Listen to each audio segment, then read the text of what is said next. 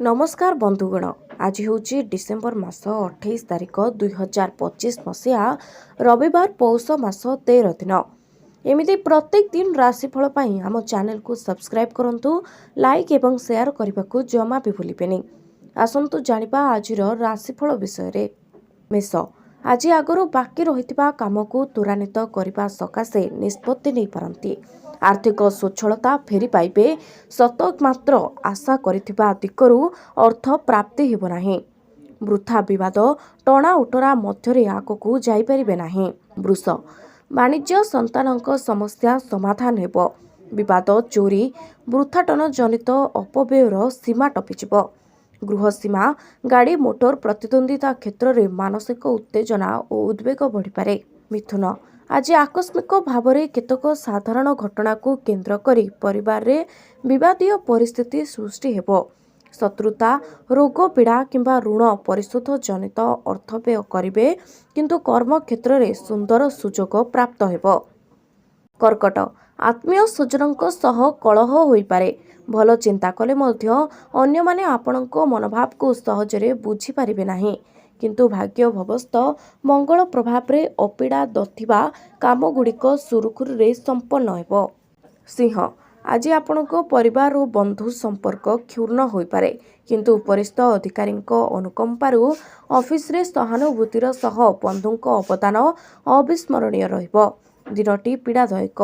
कन्या, आज नूतन कर्मारंभ पाई आनुषंगिक खोराक जोगाइब। फल आपणक सहकर्मी अजाचित भाव में सहयोगर हाथ बढ़ाई पारंती। परिवार सदस्यंक स्वास्थ्य तथा पारिवारिक समस्यार त्वरित समाधान पाई चिंता करिवे।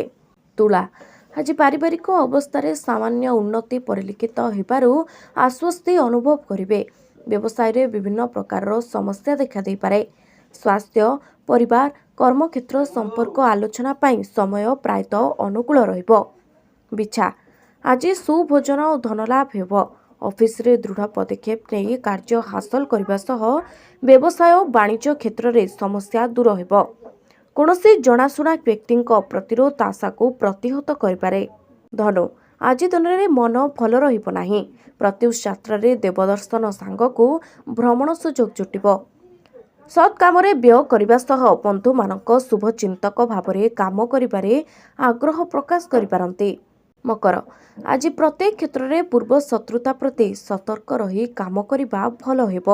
सामान्य बचसा पर जाई बकेया अर्थ आदाय करिबारे सक्षम होई पारंती। बंधुक अनुराग प्रति मनरे दुर्बलता आसे पारे। कुंभ, आज अर्थ लाभ हेब, किंतु सामान्य समस्यार सम्मुखीन हेबाको पड़िबो।